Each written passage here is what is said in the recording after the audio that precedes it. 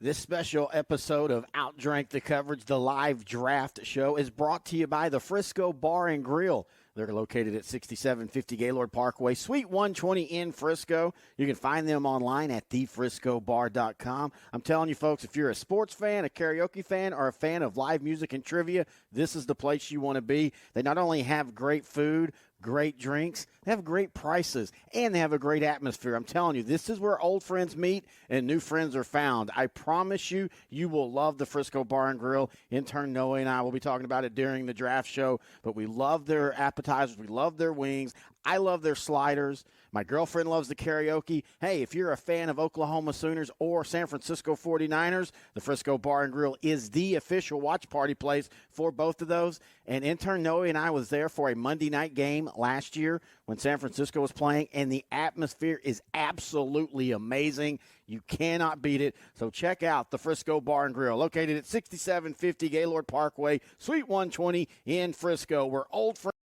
L4 Media, we talk high school football, 4A, 3A, and 2A in Texas. We talk East Texas sports. We talk NFL, guy talk, movie and booze. We also talk wrestling and so much more. So like and subscribe and check us out.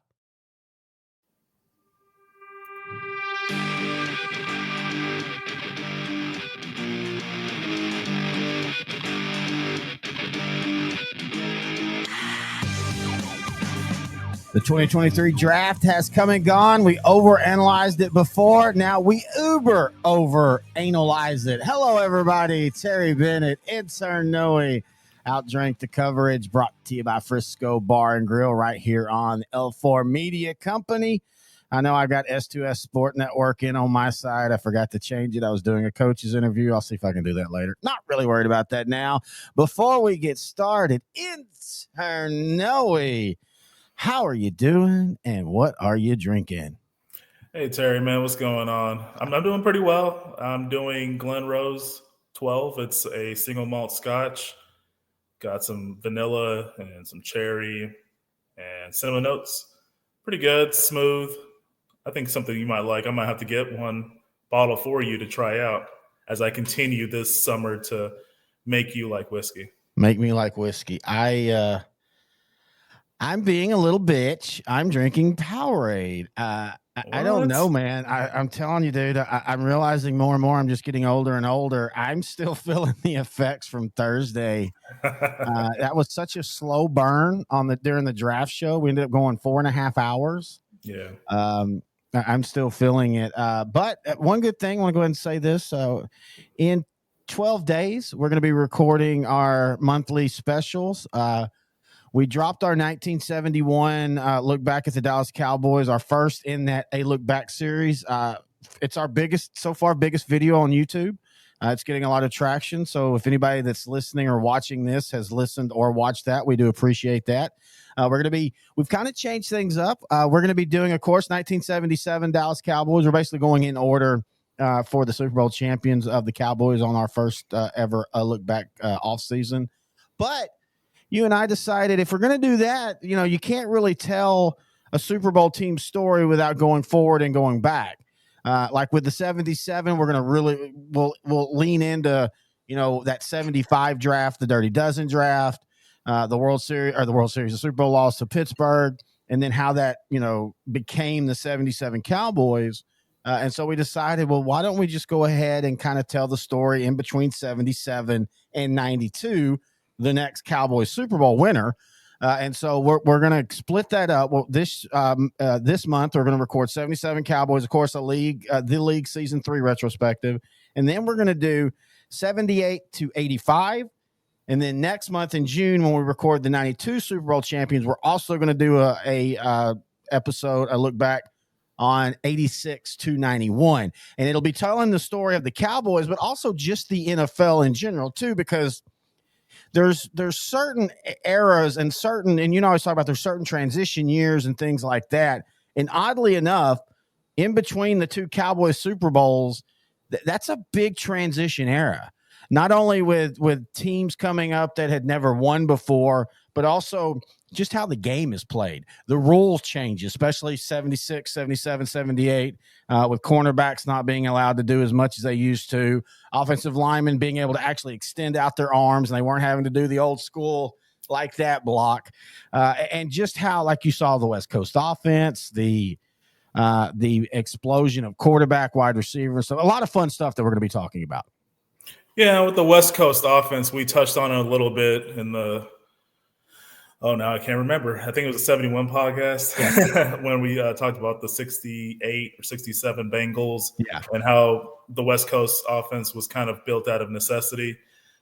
It's called West Coast now because it was popularized in San Francisco, but the origins go back to the Bengals in the 60s. Well, and if Paul Brown, and it's funny saying this because after Paul Brown didn't hire Bill Walsh, they hired, I think it was an old offensive line coach. He basically flamed out after 1 year, and then they end up with Forrest Gregg. They do go to a Super Bowl, but think about how it could have been called the Central U.S. offense. I mean, or I guess Midwest, since it's sort of like Chicago. Offense, that sounds. I think Midwest offense. I think off tackle in the snow. But it could have completely changed how the AFC, the NFC, everything. Again, that's that what if that we like to talk about when we talk about things like that. Speaking of what ifs, that's what the draft is all about. So you and I, we did the first round. We talked about, who the Cowboys picked, but we're going to go ahead and break them down now. All the Cowboy picks, and then we'll go to the NFC East, and then we'll finish just kind of our thoughts overall on the full NFL. I will say this, and I know a lot of these are, we'll look back and this will change 5 years from now, but it does feel like over the last few years, you don't have as many teams just completely swinging and missing at the draft. Might not agree with some of their picks. Like I think Detroit reached for a running back that they could have got later, things like that. But those are minor things. It just feels like we're in an era where for the most part, teams are making better draft choices. Yeah, I mean, like you said, now Detroit was one. I thought the Packers were another. Lucas Van Ness. Yeah. A few picks too early. He's still a first-round pick. So I really felt most of these teams did a good job getting a quality player, getting a day one starter to help their team improve and move forward. And actually, to be honest with you, I mean, we'll talk about this later. I really think almost every team did fairly well in this draft. This is probably the first time I've ever said that. Yeah, I agree. All right, so before I had the list of who they drafted, but let's first pull this up. All right, so this was what we felt the draft needs were. And by the way, good job, Noah. You're the one that kind of put together all the draft needs on these. And there was a couple teams that even Brett of NETSN just pointed out, like they literally drafted exactly how you had laid out. Now, the Cowboys didn't, but the Cowboys still – I mean, if you look at what we had as their needs were pretty much the needs that they did. So they came into this draft, running back, wide receiver, inside linebacker, cornerback, DL, O-line, and tight end. The funniest thing is you could literally copy and paste that for like 90% of the teams because everybody's always looking for wide receivers and cornerbacks. Everybody's looking for offensive line help. As you and I had talked about, tight end, one of the bigger, deeper positions that we've seen in the NFL in a draft in a long time. So that was their needs. Here are their picks. And before we break down each one, overall, what did you think about the Cowboys draft this weekend? I was very pleased with it. When I'm looking at this list right now, I see at least 4 starters either this year or in the next 2 or 3 years. Yeah. And I see at least a really good role player in special teams that could work his way into a third down running back in Deuce Vaughn, which is probably the most emotionally satisfying story of the entire weekend. Yeah, it's kind of like for people that don't know, you and I in 2014 – it was 2014. Was sitting there watching Mississippi State play somebody. I think it was 2014. Or 2013 maybe. It was the year that they were number one or right at number one for a couple of weeks, and that wasn't Dax. Oh, it was 2014. I think it was Dak's junior year. Yeah, it was his junior year exactly. And you and I we were just kind of watching and enjoying his game. And I looked over at you and I said, I don't know why, but Dak Prescott just feels like that he's going to be a Cowboy quarterback. And lo and behold, he becomes a Cowboy quarterback. It kind of felt, and I'm not just saying this because Deuce Vaughn's dad works for the Cowboys. It just felt like Deuce Vaughn was going to be a Cowboy. I mean, either that or the Eagles would trade up and pick him themselves and turn him into Darren Sproles 2.0.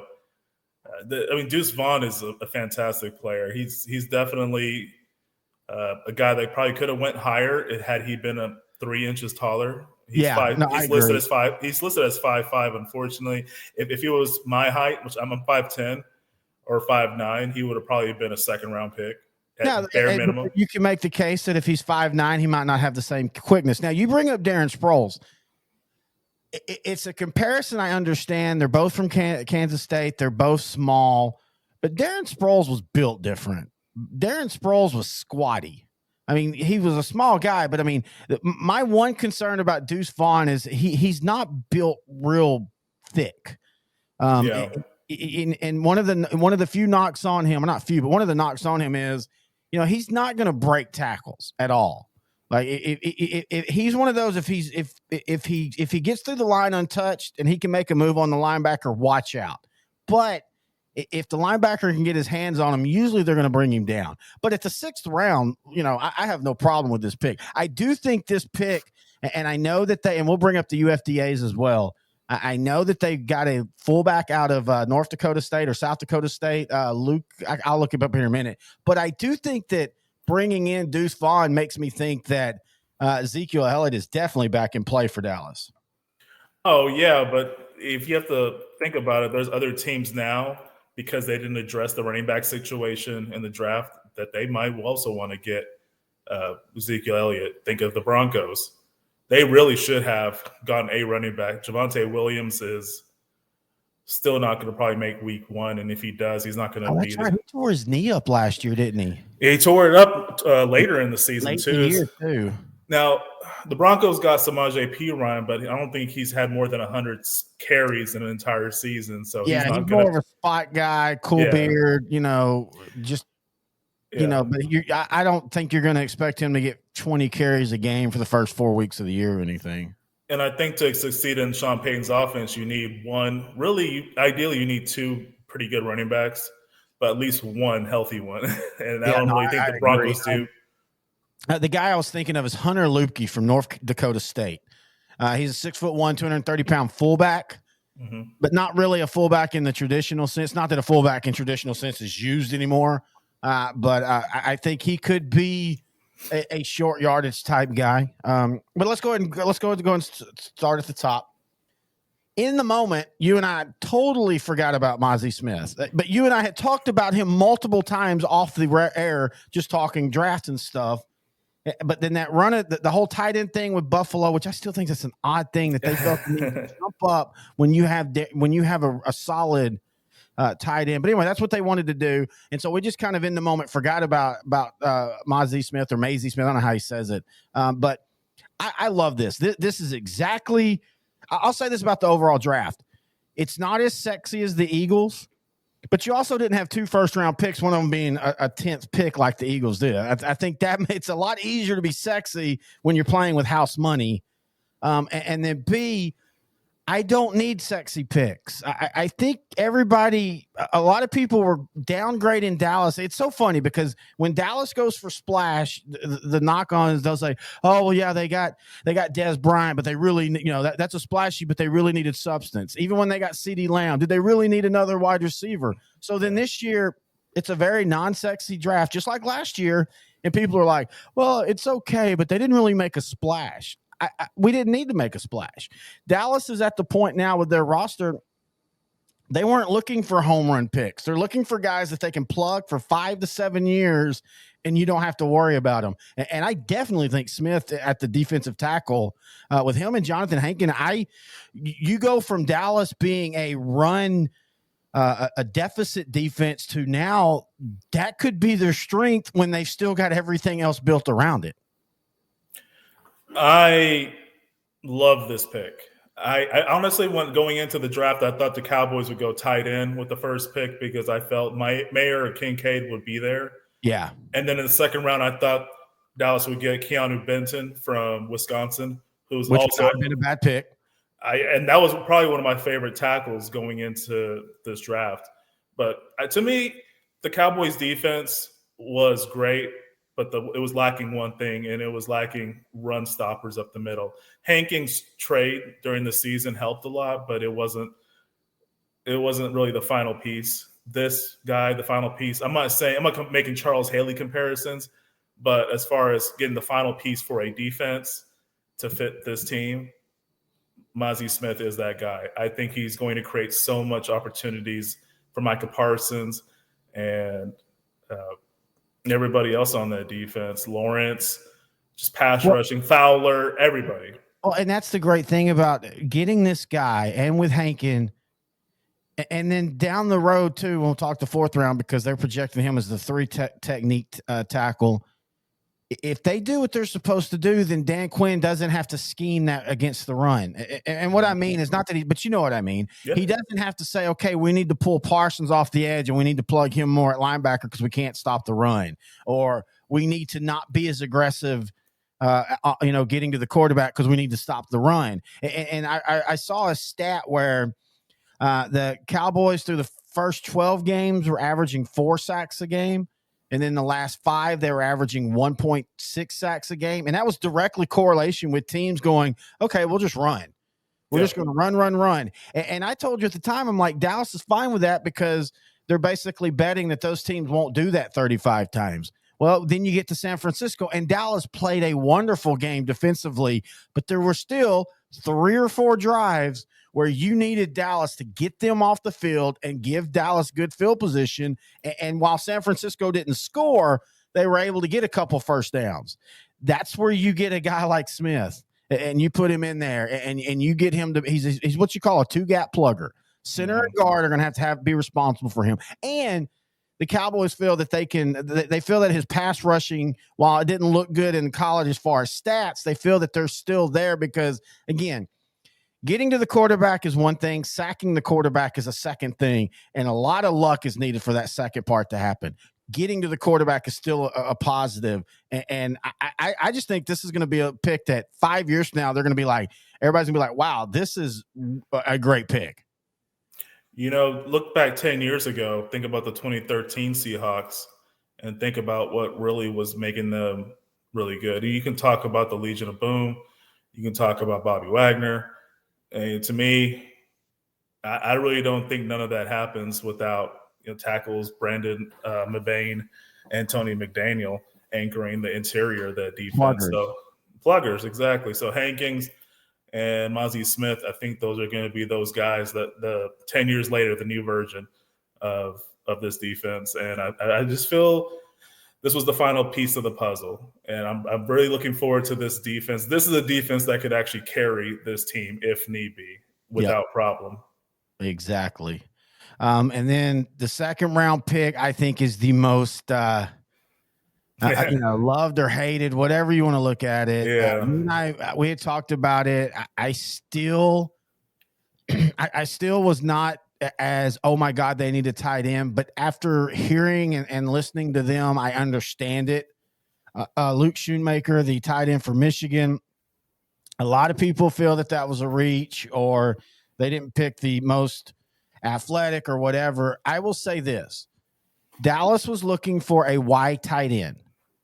Luke Schoonmaker at Michigan literally played that exact position. And a tight end is – 2 tight ends are not the same anymore. This isn't the same. Tight end can be 5 different things now. You could be a Kyle Pitts where you're more of a wide receiver. You can be a Jason Witten where you're a little bit of everything. You can be an Antonio Gates where you're a little bit of a blocker, but you're a down the field, make big plays, 12 touchdowns a year. I think they decided, right or wrong, we don't know, but they decided that Schoonmaker was going to be the guy that fits what they need from the number 1 tight end. Jake Ferguson and Pendershot to an extent, but Ferguson especially. I think he's going to be your Dalton Schultz, go down the seam type of guy, and then Schoonmaker is going to be the safety valve, but more importantly, block. Mm-hmm. And one of the negatives about Dalton Schultz that I think never got talked about enough was he at times, and you can give me all the metrics you want, I've watched him at times. He was absolutely terrible at the point of attack blocking. Yeah, it wasn't. I mean, he wasn't paid to block. It's just. I mean, you could say like Jimmy Graham in the same sense, where it's just more for a receiving tight end. Yeah. He kind of came on late though toward the season, and I think that kind of translated into getting a pretty nice 1-year deal with Houston this year. Schoonmaker will be fine. I like the fact that we have 3 really good tight ends. Yes. Maybe none of them make the Pro Bowl this year. I think Ferguson has a bright future. Schoonmaker has the size. A lot of concerns with his draft pick was the fact that there were a couple of better options, rankings-wise. And all these are projections, too, so we really don't know. I think Dallas feels, and I'm not saying they're right or wrong, I just think I'm – first off, we got to start giving – everybody keeps having this perception about Dallas in the draft, and it's a perception that 13 years in the making is wrong now. Dallas drafts really well. Yeah. I mean, Dallas has the most homegrown all-pros and Pro Bowlers of any team in the NFL right now. They draft really well. And people say, well, Taco Charlton. Well, no team drafts at 100%. Tristan Hill. Tristan Hill, actually, I still think he was serviceable. I think his attitude hurt him more than his actual play. But we've got to start trusting in Will McClay and the front office. And I trust them if they say that this is the tight end that they feel fits their need. They didn't say, hey, this is the best tight end, or this is the guy with the best measurables, or this is the guy that looked the best on tape. They said, this is the guy that fits what we want our tight end to do. Yeah, I think it was a perfect pick for that, especially a second-round pick. The good thing is didn't spend the first rounder on the tight end, although I thought the Cowboys would do that. To me, it's a good value pick. I really don't see a bad pick out of the 7, including him. So, and the reason why I'm wearing this fleece is, well, we're going to talk about the 3rd pick. But when you draft an East Texan, you're gonna win, as they do in the 3rd round. They take DeMarvarian Overshawn from Arp, Texas. He was a safety when he went to college. He became a linebacker. He is very much in that. And I'm not, and people understand when I say this, I'm not saying he's as good as Micah Parsons, but he's very much in that linebacker mold that you see now, where you could literally play him with his hand down at end as a rush end, or have him drop back almost as an extra safety at times. He's very athletic. Yeah. He's very fast. He's got all the measurables. And I this is another one I think is going to, one of those low key 5 years from now. How did he get to the 3rd round type guys? I really do. He's going to clean up a lot of Micah Parsons' messes that, when quarterbacks step up, you're going to have Overshawn sitting right there to finish up, and I think this is a key pick. I know you're a big UT fan, so you tell me a lot of stuff, and I love college football and I'll watch the games. I don't have a favorite team, so it's nice that I'll hear stuff about certain players from friends that are fans of some team. Yeah. You might not have noticed it, but a lot of times when we message, you always reference Overshawn a lot. He kind of reminds me of a mix. He could either go the DJ or Derek Johnson route, where he's about the same height, about the same weight coming out of college, then gain 15 pounds to where he'd be more ideal for linebacker position. Right now he's like 2 or 3 inches taller than Ryan Shazier was. Ryan Shazier, he was a safety in college. He was about 6'1", 220. And then before he started for the Steelers, his rookie year, he gained 15 pounds of muscle. So he got to about 237, 240 and became their starting linebacker. Yep. So Overshawn, he has a decision to make. He'll be a starter on this team. Maybe not this year, but in the 2024, 2025. He can decide where he wants to play. Does he want to move out to safety or just be an edge rusher, or does he want to be a true linebacker? If he wants to be a true linebacker, I'm not sure exactly how much he weighs. I think some publications say he's 6'3", 229, others 6'4", 224. Yeah. In any case, I think he needs to get closer to 240 if he wants to play a true linebacker position so he can absorb the hits day in and day out. But I love this pick. This is a guy that's always around the football. Yep. As soon as the play's dead, you're going to see his jersey right there. So I love this pick. This is probably my favorite pick, even more than Mozzie Smith, just because of the value of where you're getting him and what I think he's going to be by the time his contract is up. Yeah, I agree with that. All right, 4th round. This is another one that it seems like a lot of people say is a huge reach, but this is a Dan Quinn guy, and I don't know if that's good or not because Nashawn Wright and Kelvin Joseph are supposed to be Dan Quinn guys, and they have struggled. But 4th round from San Jose State, Junior Fajeco, defensive line, but he basically played defensive end in San Jose State. I can't remember the conference they're in, but he was Conference Defensive Player of the Year. But what Dan Quinn says he loves about him is, he can get to the quarterback, but at 276, 10 pounds, and you can have him play a little bit of that 3 technique. And that 3 technique in Dan Quinn's defense is the defensive tackle you want rushing up the field. They're not really worried about gap control. Again, that's why you need Mozzie Smith at the top, because Quinn always wants 3 of the down linemen to be going to the quarterback. And then you want the plugger and Smith to take care of the gaps. This is one of those that he's either going to hit or he's going to miss. I don't know. I'm not going to claim that I know anything about him. I watched some highlights of him, and highlight films are really hard because every player looks amazing in a highlight film.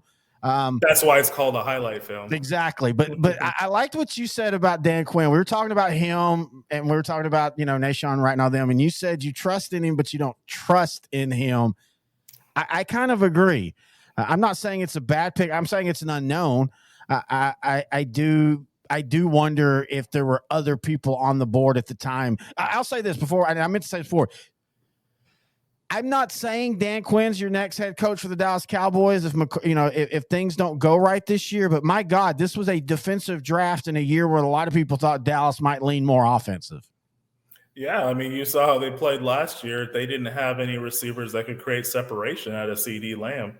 So this was interesting that they did not go with a Kincaid or Jackson Smith and Jigba. Someone that could get out Addison, Zay Flowers. Well, now, to be fair, I do think one of them could have been in play in the first round, but there was a run. Once Seattle took Najibba Smith off the board, then there was a run of wide receivers. Yeah. And it's funny how we went from 2 running backs were picked before a wide receiver to all of a sudden 4 wide receivers taken in the first round, all within 6 picks. Yeah.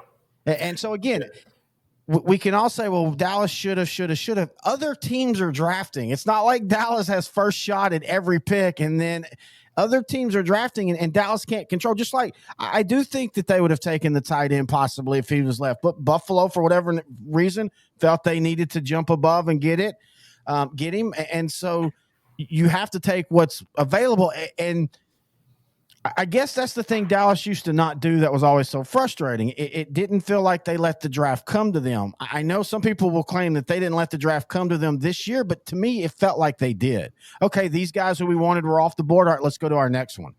Yeah. Let's not try to be cute. Let's not try to, trade up or trade down just for the sake of doing it. If that guy's who we think is the next available that fits what we want to do, let's grab him, even if it might be around too early. Because guess what? Next year, in the middle of the game, nobody's going to care what round the players are as long as they're performing. Tyler Smith, by far, was a reach last year. Yes. Do you care now? No. Nope. Because he performed well.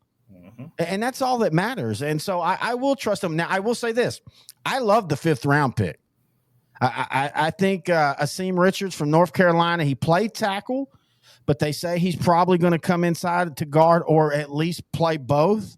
6'4", 306 pounds. You can put 15 pounds on him, and it's not going to slow him down. I think you get him. I still hope that when the season starts next year, we have the 2 Smiths at tackle, Tyler at left, Tyron at right, and then you have Richards or what's his name they got from I can't think of the guy's name. They got somebody off the kind of the scrap heap. Which, by the way, Dallas drafts well, and Dallas has also done a really good job of bringing people in that are kind of the scrap heap offensive linemen, and then they've done a good job of getting value out of them. But I think Dallas's best offensive line combination next year is the 2 Smiths and then Steele back to a swing tackle. Chuma Edoka. Yeah, was it Tampa Bay? I believe so. I mean, he's been around a couple of times. He got drafted by the Jets, but I'm not sure Yeah. who he played with before. But anyway, he played with the Falcons last season. Huh?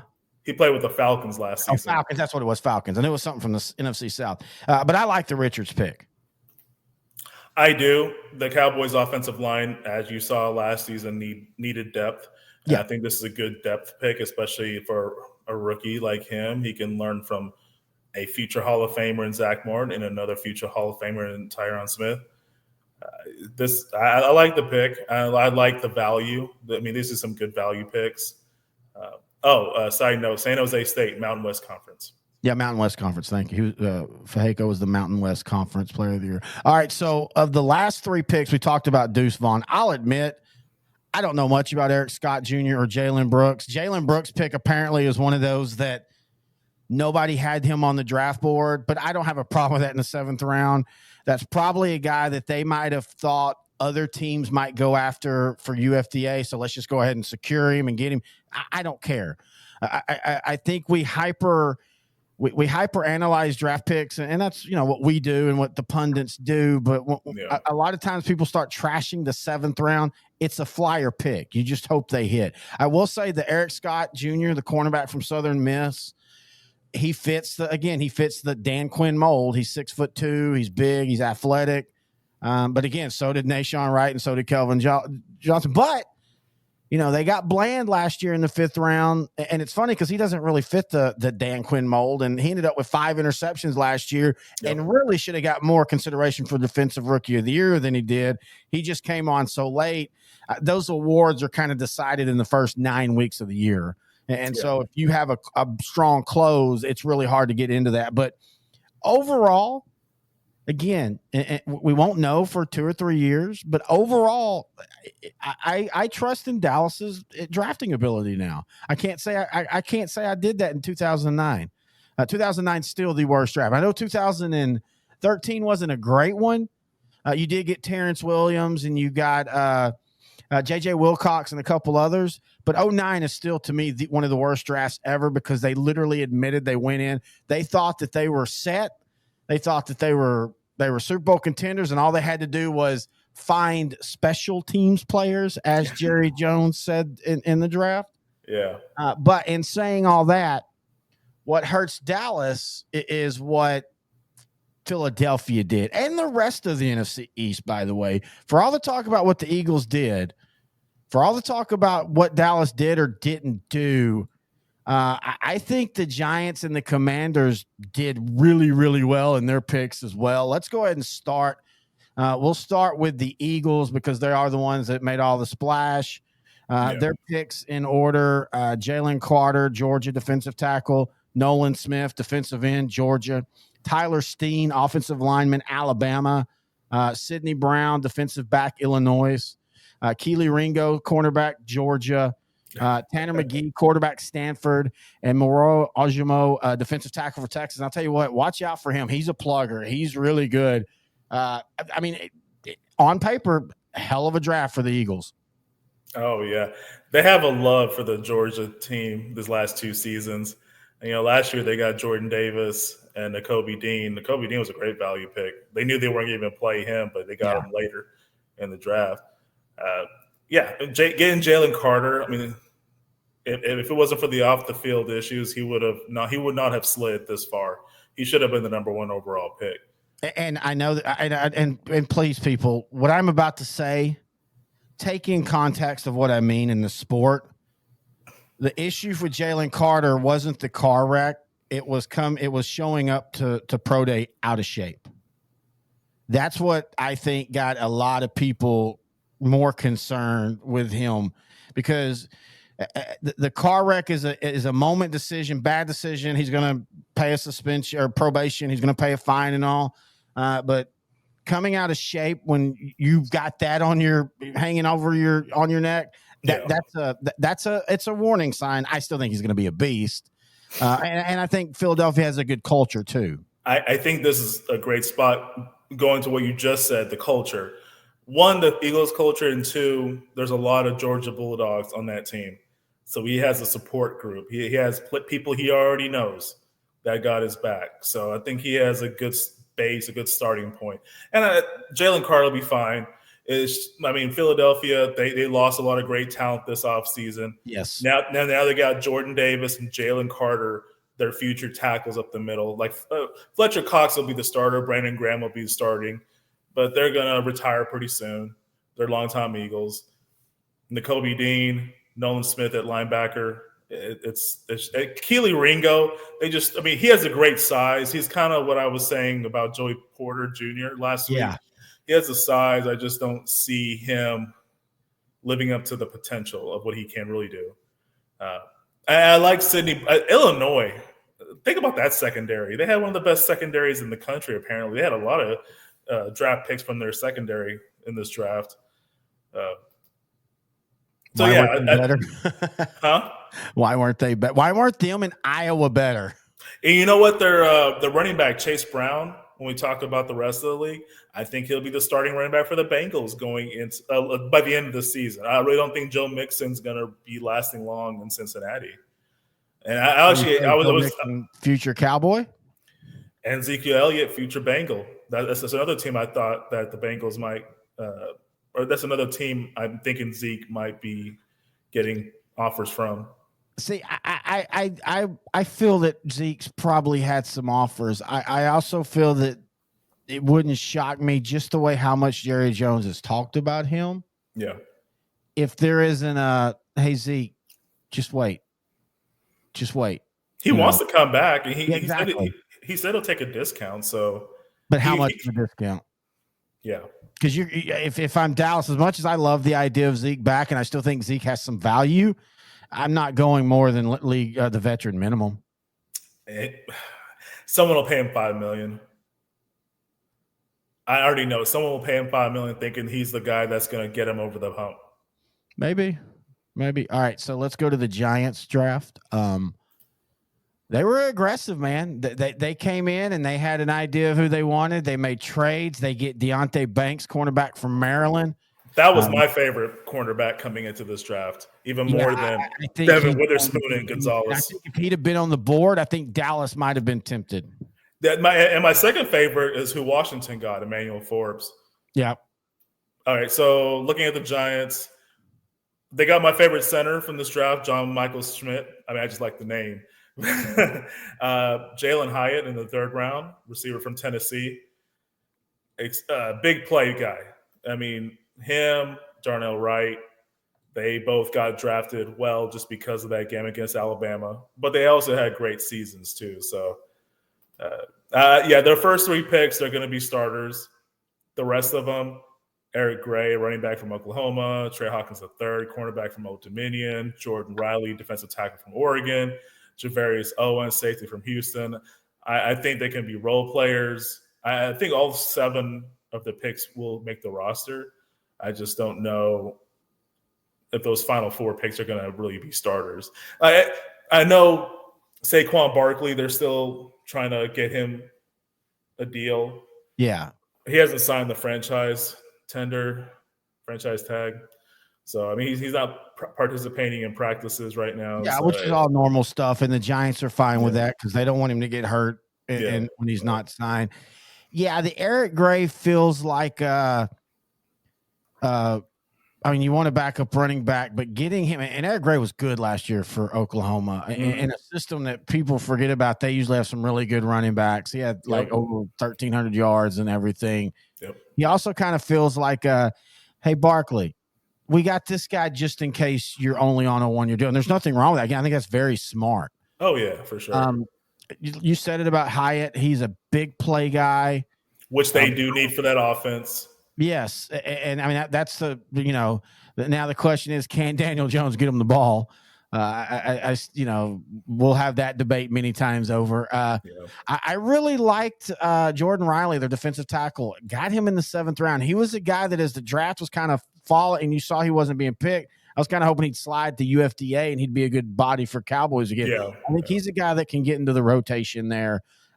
Look, I've been the biggest one saying, let's tap the brakes on the Giants. There's 4 or 5 teams every year in the NFL that have the little nice runs and then they kind of fall back to the pack. And I still think that that's a very possible situation with Daniel Jones at quarterback. Yeah. But the one thing they did that I still can't remember what's his name was, that was the head coach when they made the playoffs the last time. Ben McAdoo. Yeah, Ben McAdoo. He looked like an NBA coach, like he was always slicked back with the hair and everything. He just looked like he was just like greasy. Their drafts were terrible that year. This was a really good draft. It was a really good draft for the Giants. And again, as we talked about, for the Eagles and for the Commanders. Now, they don't get like a lot of the love, but I felt that, especially with their first 2 picks, this is a team that 2 years ago, everybody talked about might be having one of the best defenses, and for the foreseeable future. And speaking of, they declined Chase Young's 5th-year option. I'm like you. I kind of feel that that's kind of like how Dallas did with LVE. Like, look, we need to see it again because we haven't seen it. I mean, Chase Young had the great rookie year. Yeah. Came out of the gates year 2, tears his knee up, then is out for a whole year, then gets hurt again. And I don't think that they feel like he's unmotivated by any stretch, but I think they're like, it's time to put up or shut up. Yeah. But them getting the 2 cornerbacks, I think was really, really smart. Like you said, Emmanuel Forbes, Mississippi State, Jartavius Martin from Illinois. Another great Illinois secondary player. Yeah, another great Illinois secondary player. But, I mean, again, it wasn't a flashy draft. Well, I was going to say, before you continue, I just want to say those 2 picks alone showed me where they're trying to focus on. Their big issue was they could stop teams from getting yards. They were, I think, top 5 in the league in yards allowed. But the problem was they weren't getting turnovers. Forbes and Martin are turnover machines, and I think that's the direction they're trying to go on defense to get them over the hump. Well, and let's kind of talk about that. We talked about it during the pre-draft show and into the show, and I thought it was, we were all talking about, look, you're in an era now where football, it's your quarterback, your offensive tackle, your edge rushers, and your cornerbacks / safeties, but really cornerbacks are your most important positions. It's not as much getting teams off the field anymore as it is creating turnovers. Yeah. You'll give up a couple touchdown drives if it means later on in the game you're getting 3 sacks and 2 turnovers. And that, I mean, Dallas, how many times? And like I said, I am the most calm, I don't jump the gun outside of the game, but inside the game, it felt like every time Dallas, the first drive on defense, would give up points, or they'd give up 4 or 5 first downs, but then afterwards they were good. And it's not about like, you look back at the 90s Cowboys, you look back at the Baltimore Ravens, and yes, the Ravens got sacks and the Ravens got turnovers, but the Ravens also just got teams off the field. You didn't get first downs. Now in today's era, teams are going to get first downs, even against the great defenses. The game is just different. So how do you combat that? You get turnovers. You're an opportunistic defense. And you're right. Like in that first game, Dallas just basically outlasted Washington. That Washington did a really good job in game 1 of stopping Dallas. But of course you had Cooper Rush. I think Cooper Rush was quarterback when they played that first game. But Dallas was able to outlast them. And so I'm like you. I think them getting the 2 drafts. Now, the one thing I think that they lack offensively too is still quarterback. Yeah, that's the one thing they still didn't answer. This team was 8-1 last year. Unfortunately, it was Ron Rivera's best year. So I think this year's a put up or shut up for Rivera. I think they did address it. They got a center for the future and Ricky Stromberg. They got Braden Daniels, a guard for the future. The first 4 picks are going to be starters. And that's great and all. But like you said, they cannot think that they're going to be competitive going into the season with Sam Howell and Jacoby Brissett at quarterback. I mean, apparently they legitimately, off of one game against Dallas, a game that, and I know people say, well, Dallas had it. No, they really didn't. Dallas never really had a play for the number 1 seed. And unfortunately, they did exactly what you and I thought they would do. They wouldn't just either commit to either let's go all out and try to get a number 1 seed, or let's sit everybody. They kind of did that middle where let's not sit anybody, but let's also just not really. You could just tell that there wasn't like this big elaborate game plan against Washington. And for some reason, and it wasn't like Sam Howell went out and threw for 350 yards. I'd understand it if he pulled a Scott Mitchell and threw for 379 yards. In fact, let me look that up while we're talking about that. I want to look at what he did, but it wasn't like he just lit up the world. Dallas just kept mucking around, and they ended up winning. Let's see. He was 11 of 19 for 169 yards, 1 touchdown, 1 interception, sacked 3 times, an 83 rating, a 46.4 QBR. And that's who they are like, yes, that's and it's not like all year he'd been coming in. And I mean, I'd understand if he'd played, but that was the only game he played. I like Ron Rivera, but it feels like Ron Rivera that they just keep ignoring the quarterback situation. And I don't get it. You know what, man? If you look at their depth chart, you look at their starting lineup, it is so good, except for one position. Just on offense, they got 5 players on the line that could be Pro Bowlers this year.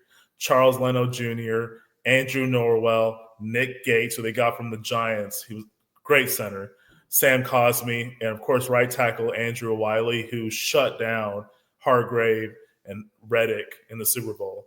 So, just that alone. And then you look at the rest. The receivers are good enough. Tight ends good enough. They lucked into, even though they drafted a guy who ended up being like just a terrible person that nobody knew about a couple years ago. I can't think of his name. Washington. Huh?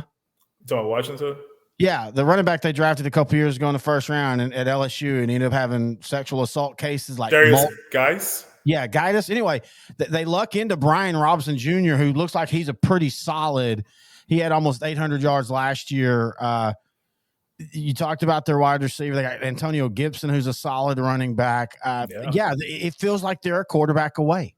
They're kind of using him in the Michael Pittman role. Yeah. So are they going to end up going with Jacoby Brissett? And Jacoby Brissett is I want to say he's Teddy Bridgewater 2.0, but they're like the same age. But they're literally the same type of quarterback where it's like one's just bigger. Huh? Yeah, Brissett's just a bigger version of Bridgewater. He won't be aggressive. It's check down Charlie's, and it's I don't know. I feel like Rivera might be coaching for his job this year with new management and everything. With all that talent, I can't see how he's not. They really with Sam Howell at quarterback, they really should just rely on the running game and let their defense create turnovers. They drafted 2 players in the secondary with the idea of they're going to create turnovers. You can't do that in today's football. I mean, that's what they think they're going to do. I mean, as great as Dallas 12-5 with and we can make the comments about Dak and all. And again, I think all that gets overblown. Mm-hmm. But I mean, that's what Dallas does: run game and defense. And the best that's got Dallas, and that's with a solid quarterback and solid wide receivers. Washington with Sam Howell, I don't know. I just feel like this is going to be an era. And I guess you just lop it on with the whole era of the Redskins. Commanders since 1991. But I just feel like we're going to look back a few years now and go, wow, Washington really, really just let an opportunity to become one of the better teams in the NFC to go by. Because the NFC is, top to bottom, they have one of the best rosters in football. Oh, yeah, and because the NFC is weaker, and I do think they're weaker, I still think they're in play for a playoff spot. Look, right now, if I was ranking the ratings and all, it's the Eagles, it's the Niners, it's the Cowboys, and then it's everybody else. Yeah. Now, I think Detroit, maybe. We got to see if Jared Goff's going to be Jared Goff. And we also got – I don't know if I quite trust in Dan Campbell yet. The motivation's there, but it seemed like he made a lot of mistakes last year that their team kind of got him out of those troubles. Minnesota, we're still unsure. Will the Rams bounce back? What will the Cardinals do?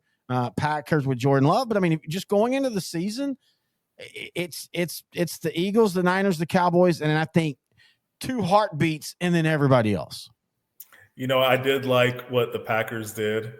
I almost feel like Aaron Rodgers was smiling when he was watching the Packers draft, because his biggest complaint was they weren't trying to help him out to surround him with good talent. Uh-huh. And with the first 2 picks the Packers had, they did not help Jordan Love at all. Well, they got Luke Musgrave, the tight end. Yeah, they got Lucas Van Ness at first, and they did get Jaden Reed. They got 2 tight ends, Musgrave and Kraft. And I like Tucker Kraft. Now, I'll admit, that's who I kind of wanted Dallas to get in that second round was Tucker Kraft. But again, he's more of a smaller guy. He's more of your run routes, which is fine and stuff. But yeah, I kind of feel like the Packers are going to take a step back this year, but will be back soon. I do think they'll take a small step back. But let's go ahead and go look. We talked about them a little bit. Detroit, just giving the names, a really good draft.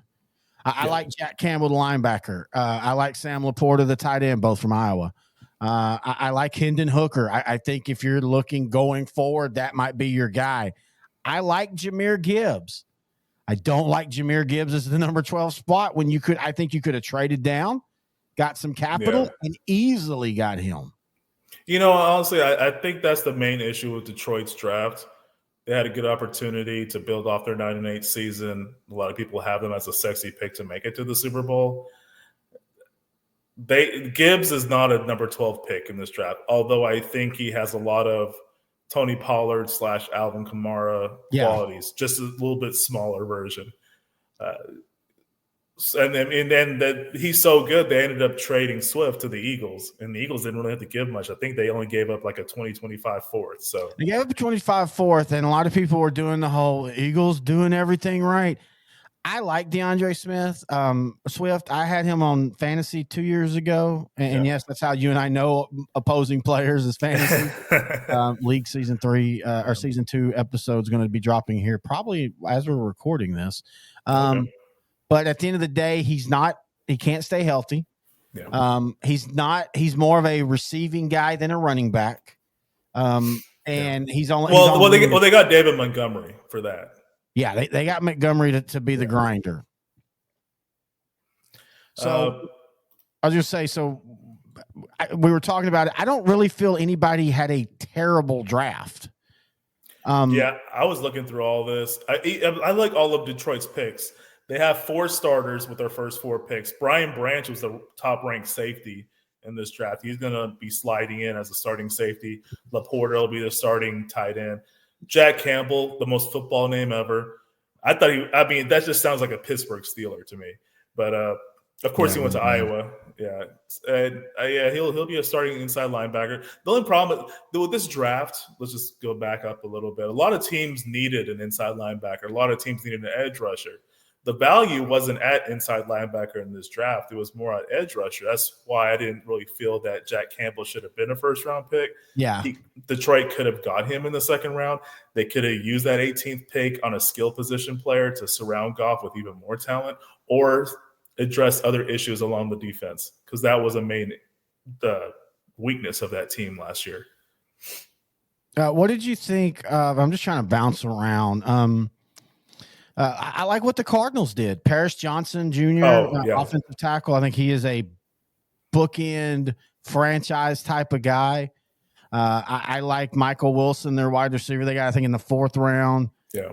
Clayton Tune. And I know you've still got, Kyler Murray, but I don't think Kyler, for all the talk about, the Cowboy fans and, Dak Prescott's only got 2 years because that's kind of where his deal is right now. I don't know if Kyler Murray's past this year because nobody in the front office or coaching staff that's with the Cardinals now drafted Kyler Murray. So there's no he's not tied to anybody in this organization anymore.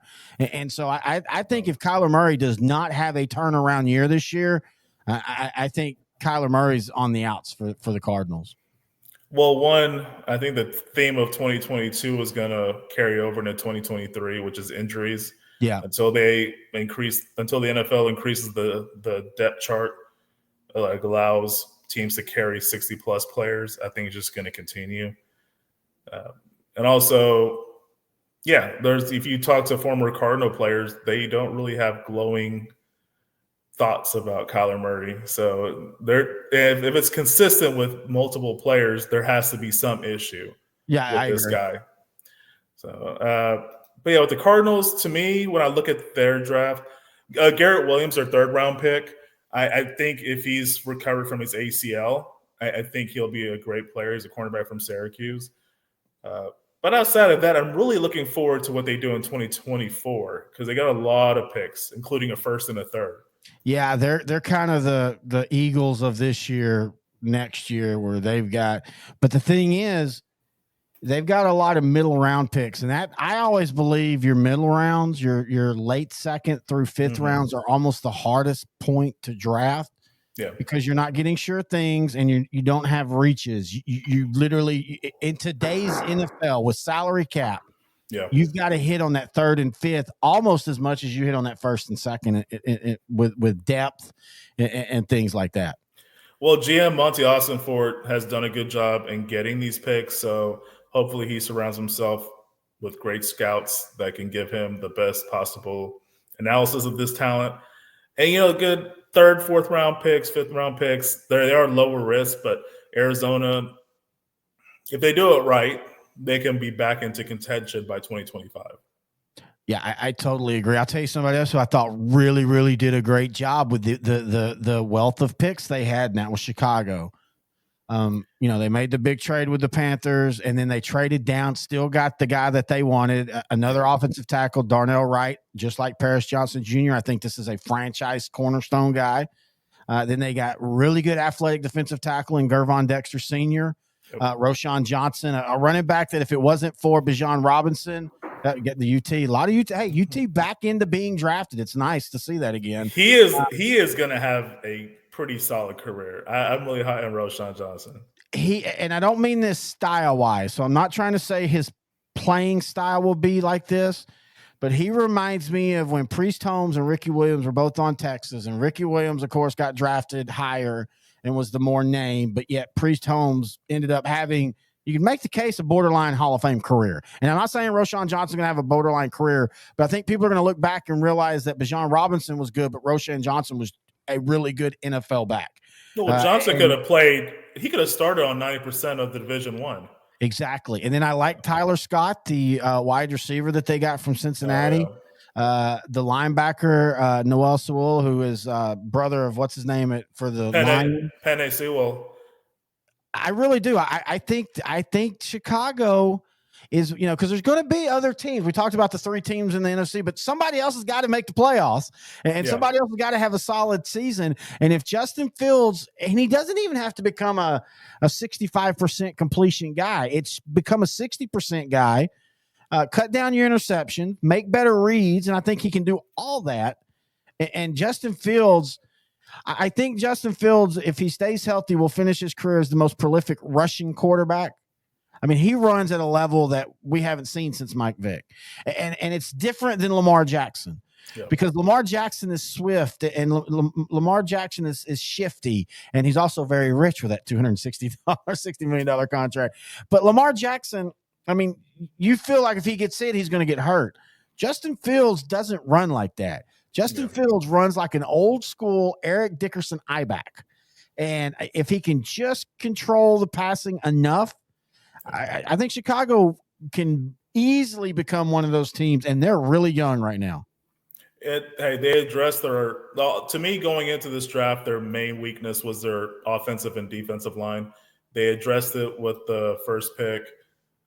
I think they might have addressed it with the second pick as well. Well, they got 3 defensive tackles in this draft. They went with we'll throw numbers if nothing else. And Tyreek Stevenson, I'm really big on him in secondary. Their secondary is pretty good, but with addition of him, just learning from Brisker and all of them, I think that's a really good pick. They got depth at running back. The DJ Moore trade really solidified the receiver group. They were kind of short there. And now they have Cole Kmet. So slowly but surely, Justin Fields is being surrounded by a lot of good talent, and also going to be protected by Darnell Wright and company along the offensive line. So they're not going to make the playoffs next season, but I could see them. Oh, I think they will. Because of the division, or because they're going to make that leap? The division and the conference. I mean, again, I'm not saying this as a bad thing because, hey, I don't want my team to be in the toughest conference. I want them to be it, but I think when I said it, I think the NFC is 3 teams and then everybody else, let's see what they do. And I think Chicago has just as much chance as Minnesota of winning that division. And I'm not ready to. I know everybody's the Lions. I'm still not sold on the Lions. Yeah. Well, how about the Falcons? Hey, look what the Falcons did. Again, you can make the case that maybe Bijan Robinson, you don't draft a running back in the top 10, but I do think he's a transitional type, or transcendent transitional. Maybe I did outdrink the coverage. A transcendent type running back that you're drinking Powerade. I know, hey, power. But I think he's going to be special. I think the biggest thing for Atlanta, though, is quarterback. I mean, that's the big question for them. Yeah. Desmond Ridder, they're trying to build around him. They've done a lot of it throughout the draft. Well, through free agency, excuse me. And then with Bijan Robinson adding another piece to complement Tyler Algier, I like what they've been doing this offseason. But outside of Bijan Robinson in this draft, if we're just focusing on this draft alone, I'm not really sure they have the best of drafts. I know some analysts are giving them like a B, C grade. If I had to pick a worst draft for this year, it probably would be them. I really don't think they needed to get Bijan. They could have addressed other issues like pass rush. But overall, I mean, Bijan is going to make that better. It doesn't matter. If Arthur Smith plays it well, he'll be able to design an offense that caters to both Algier and Bijan. They can be on the same field. Kind of what I thought Dallas would do with Ezekiel Elliott and Tony Pollard, where Zeke would be the main grinded out back and Pollard would be all over the field. And they did do that a lot. I thought Dallas did a pretty good job through the year doing that. I'll tell you somebody we need to talk about before we finish up here. Okay. And a team that drafted Seattle? No, Carolina.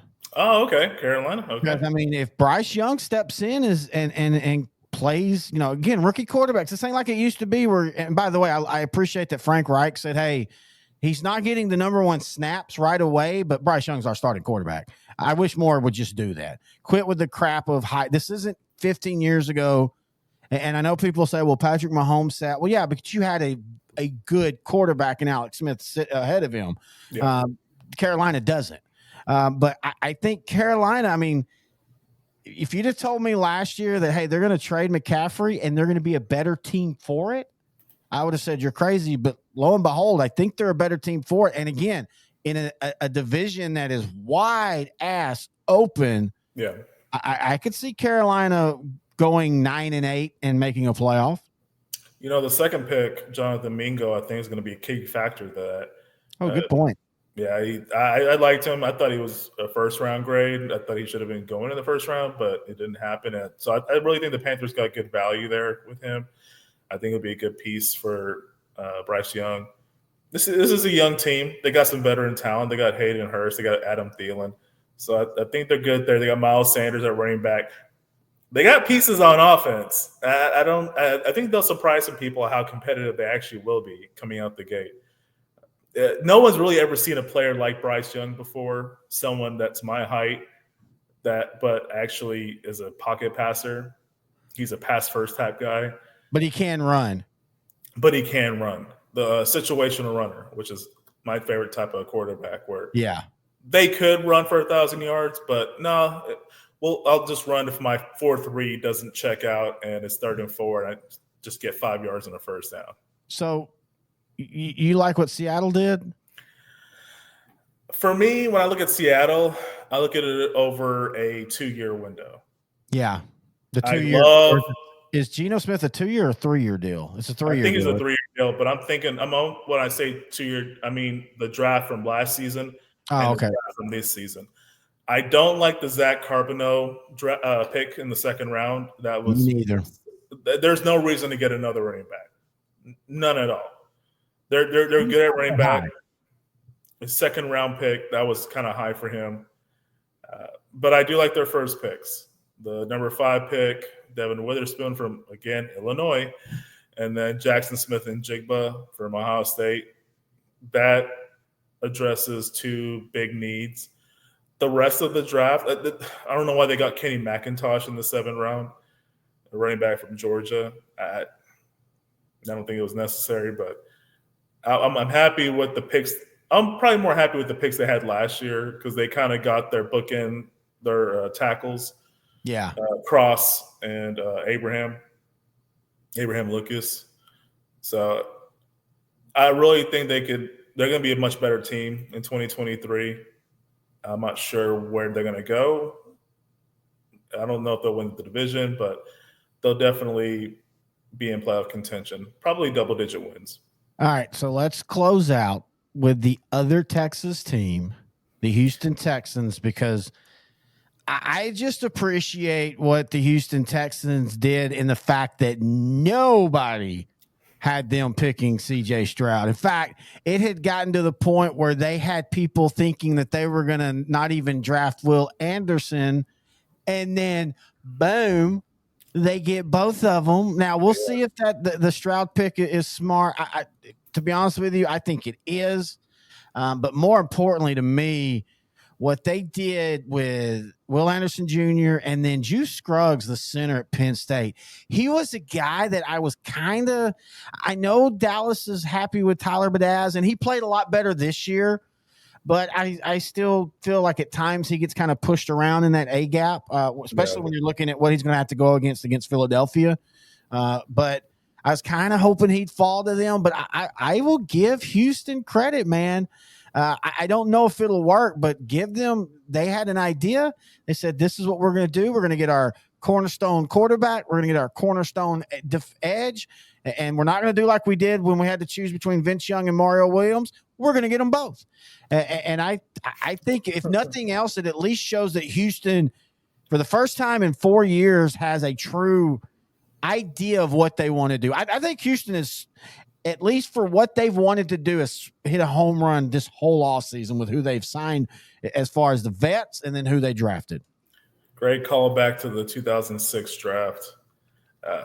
Outside of CJ Stroud and Will Anderson Jr., I was also happy with their third-round pick of Nathaniel Dell, wide receiver from Houston. That was a producer. I think he'll go well with John Mechie, Noah Brown, and all the other guys that they have at receiver. That's a position they still need to upgrade a little bit more. They might have to address it further in free agency. Yeah. I mean, they probably won't get Antonio Brown. I know he tweeted that he was going to go to the Ravens. Nothing's ever been confirmed about that. Yeah, that's kind of weird, dude. Like, he made it and a lot of sources reported it, and then everybody's kind of pulled back. Like, yeah. I don't know. But speaking of real quick, though, I want to point out, I really like their Bama back, Henry To'oTo'o. Yeah, great linebacker.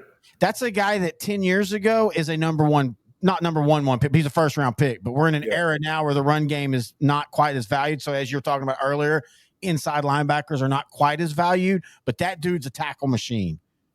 Oh yeah. I mean, he went to Alabama, and he fits really good in again, we talk about Dan Quinn. Well, D'Amico Ryan is the same type. He's that, take a inside linebacker and he puts him on the outside. He's going to move him around. I just feel, if I'm a Houston fan, I feel like you've actually got some things to look forward to. And again, you're in a division where you could play yourself right into a playoff chance in the last few weeks. So I'm just looking at their starting roster right now. You got CJ Stroud, Damian Pierce, Robert Woods, Nico Collins, John Mechie III, Dalton Schultz. Tackle, Laramie Tunsil. Right guard, Shaq Mason. Right now, Will Anderson is slotted as the defensive end.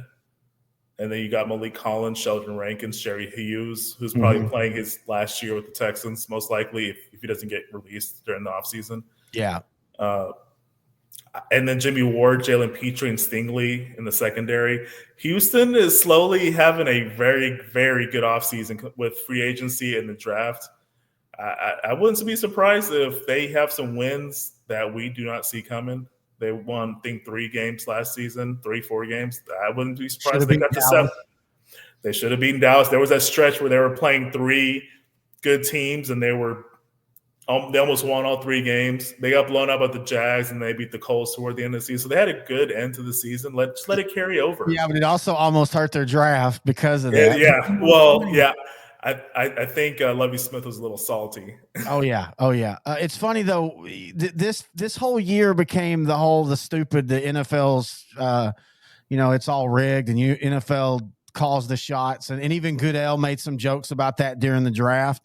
Yeah. If there's ever a play that you think the NFL rigged, it's the Texans on 4th down on the goal line trying some weird double counter with a quarterback and just kick a field goal and you win the game. You win the game. And I still remember, as pissed as I was, I still remember as soon as that play happened, I messaged you, Dallas is going to win this game. They can't go 92 yards, but you just knew in that moment Houston just lost the game. But yeah, I think Houston has quietly. I'm not the biggest fan of Nick Caserio, and I think I think he's one of those guys that's just got a. Again, we joke about Ben McAdoo. He just seems slimy, but they have done a great job in the front office, all the way with who they hired and the draft and the signings that they've done since then. Yeah, we'll just see what happens out on the field with DeMeco Ryans as the new head coach for the Texans. Let us see if there's an improvement. All right. Well, I think that's going to do it. Final thoughts on this draft. First off, we had a blast doing the round one thing. We're definitely going to be doing that. That is now a staple of OutDrank the Coverage. But I go back to what we talked about. I think that even the teams that you look at that had bad drafts, I just don't think anybody has totally bad. I kind of miss the days where the next day, and Cowboys were some of them, Kavika Pittman, Monte Carver, where you would just look at every pick, 09 Dallas Cowboy draft, and go, nobody's going to be in the NFL in 3 years.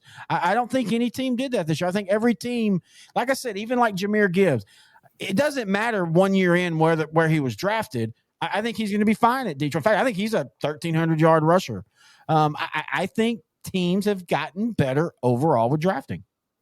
Yeah, I don't think anyone got a C grade draft-wise as far as I'm concerned. I think everyone had a B or above. They all had great drafts. I don't think I've ever seen a draft like this before where everybody just did well, addressing at least two of their needs going into the draft. I'm assuming a lot of them will address the rest of their needs in free agency. Yeah. But I thought this is one of the best drafts as far as decision-making goes. Yes.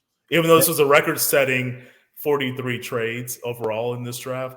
Oh, yeah, good pick. I forgot you sent me that earlier. Yeah, 40. It didn't even feel like there was that many trades. Now, in saying that, after the first round, I'm not hanging on every pick. I just had ESPN tracker open. I'm looking, and a lot of times they don't tell you who gets traded. Like, I didn't even realize the Cowboys and the Chiefs made a trade late in the thing until reading this. So, but yeah, I agree. I think at the end of the day, you're starting to see scouting and computers and all that. It's so more in depth. Speaking of scouting and computers, reminder, we talked the 1971 Dallas Cowboys. We got the 1977 Dallas Cowboys. We're going to be recording here soon. The league season 2 retrospective is dropping. Like I said, it might even be up now as I'm talking. Just look around if you're on our YouTube channel, L4 Media. You can find us on Facebook, OutDrank the Coverage. You can email us, odtcnfl@gmail.com. On Twitter, @OutDrankYou. Noe, have a good night. Until next time, I'm Terry Bennett. That's intern Noe, and this has been OutDrank the Coverage. L4 Media, we talk high school football, 4A, 3A, and 2A in Texas. We talk East Texas sports. We talk NFL, guy talk, movie and booze. We also talk wrestling and so much more. So like and subscribe and check us out.